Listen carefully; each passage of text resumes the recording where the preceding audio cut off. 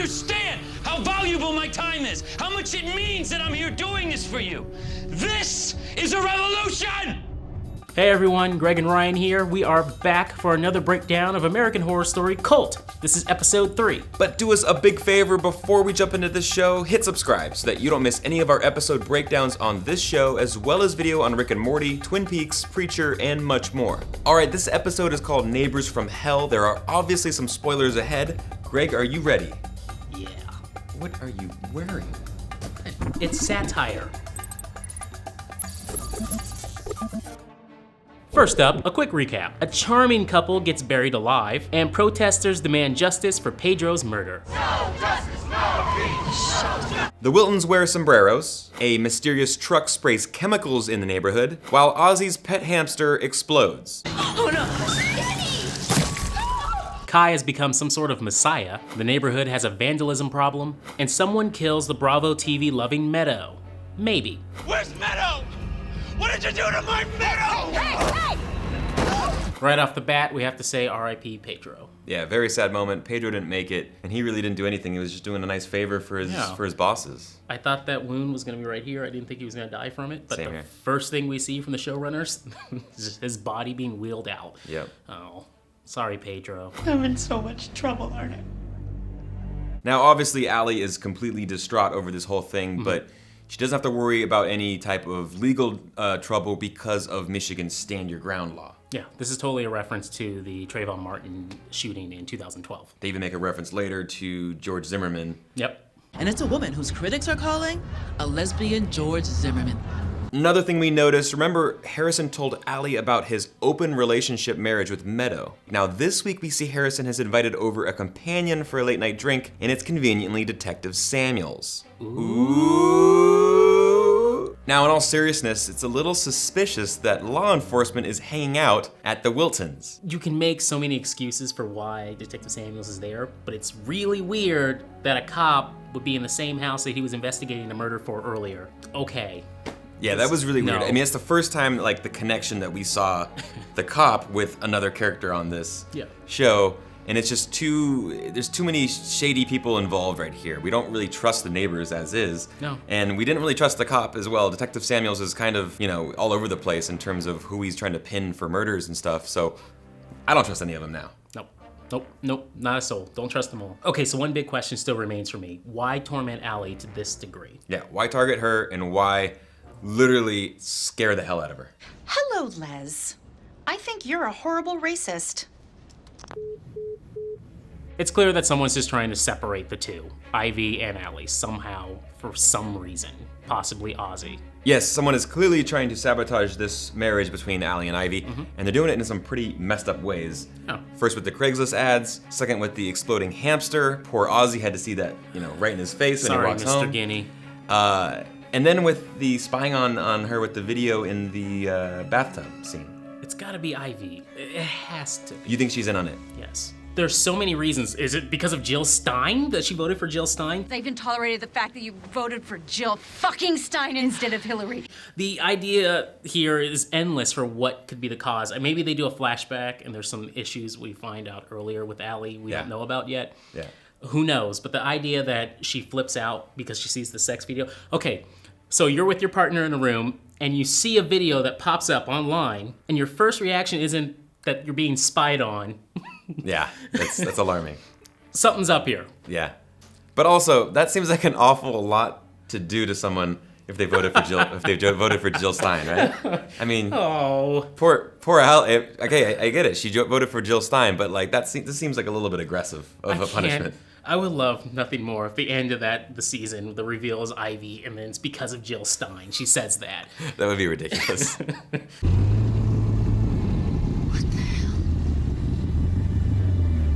A little side note here, something else is going on too in the town when it involves the chemical trucks. Yeah, we saw the big tubes the last episode in Harrison and Meadows' garage, and now we see these trucks going through the city, just spraying out some like green. Super mysterious, late at night, green mist all over the neighborhood. Yeah. We don't know what those trucks are doing, why they're there, and who's behind it all. Let us know what you guys think in the comments down below, and we want to hear from you guys, so let us know what you guys think. Now let's move on to phobias.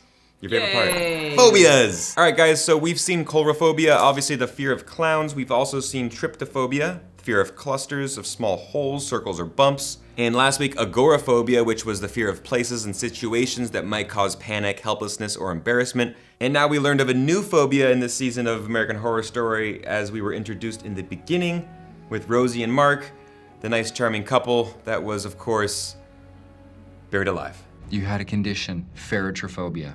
Remember, call it by its name, take away its power. My ferrotrophobia.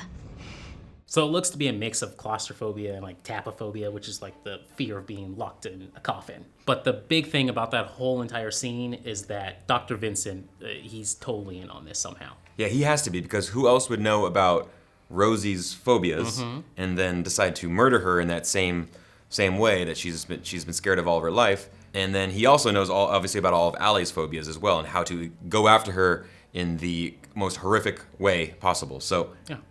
I'm with you. He has to be in on this. I don't know if he's a leader anymore though, just because of the way Kai Yeah. is going about in this whole entire episode. But he's got to be a big hand in this too. We saw it with the little buttons. What was that? Yes, when he's at his office and he is playing with little smiley face buttons. Yeah. Like collect them all. It felt eerily like different clown faces that he was playing with, or different. He's kind of sick and twisted. I feel like to me. Yeah, I think there's a lot more here we're not getting just yet on Yeah. him, and he might be just completely gone. Yeah. Time now for the clown counter. It's Greg's favorite part of this show. He loves it so much, can't you tell? It started off strong, Greg. It really did. We had all 6 clowns show up and torment Rosie and Mark, sealing them in coffins in the opening of this episode. God. Hold on, I think there was one more clown. If you want to count the dude that shows up at the end when Allie rips off the gas mask. yes, the smiley face clown. Let's call him that. Yeah, okay, sure. If it scared you, then I'm all for counting him as this clown scare. It didn't really scare me because all I could think of was Wilson from Castaway. Wilson! Wilson! Had the blood too. Time now to talk about our favorite lines from episode 3. Greg, what you got? I got this one. We were here first. Tell that to the Native Americans. I love them. They're truly my saving grace for this show right now. We're 3 episodes in, and I just want to see them on screen. Even Kai. I really want to see more Kai, too, now. Yeah, I agree. Most of my favorite moments are with the Wiltons, and my favorite line came at the end with Harrison. What did you do, you crazy bitch? What kind of Gone Girl shit are you up to? Why don't you stay away from me, you maniac? I just thought the reference was, very recent movie, hysterical. And the fact that Harrison was so over the top and flamboyant and pissed off and running out screaming in his boxers, I was dying laughing when I saw this part. Get on my level. I love that. Yeah. And I just can't stop thinking of all the blood was in there, but you didn't see a body. So, hey, horror 101, if there's no body, you can't count them dead just yet, no matter how much blood you saw in that house. That's a really good point. Next up, our most f***ed up moments. Now, my most fucked up moment has got to be Mr. Guinea. So long, Mr. Guinea. It's been fun for the 5 minutes we had you on screen. Oh no! I shouldn't be laughing at this, but it was just the way it all took place. It felt like an episode of South Park. The second he's like, Mr. Guinea, I get to keep...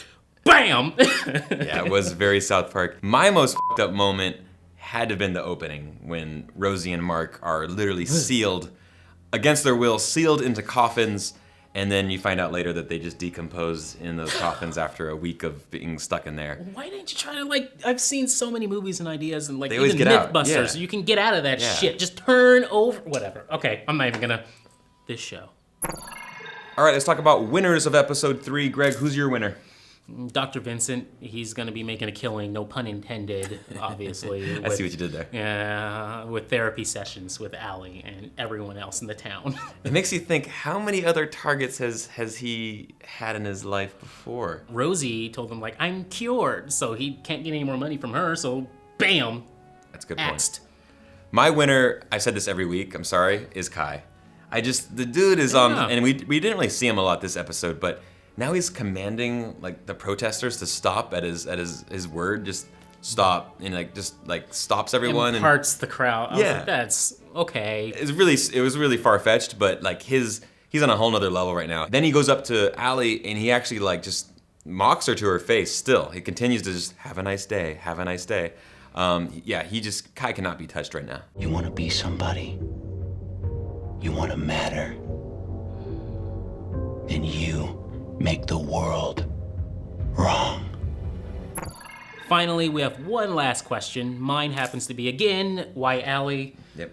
Why break up the marriage this way? So much money is being spent on all these things they're going through. And at this point, Ivy has to be a part of this cult in some way. The password for the computer is clowns, apparently. Come on. Ivy's gotta be on it, or she is the dumbest character in 7 seasons of American Horror Story. Yeah, I totally agree. My question is, where's the damn neighborhood watch? There are chemical trucks going down your neighborhood. There are bloody smiley faces on numerous houses. Who's watching out for these people? Like, why aren't other people getting pissed off and coming outside and telling us more about this neighborhood? It might be because it's all in Allie's head. Yeah. Right? Or the whole town, like it's Hot Fuzz, is in on this. And Allie is basically screwed. Yep. We'll see you next week, guys. I like to start by asking people what their goals are. World domination. The search for the man's head continues at this hour. The world is about to change. To live is to suffer. Can I help you? How did it feel? Fantastic.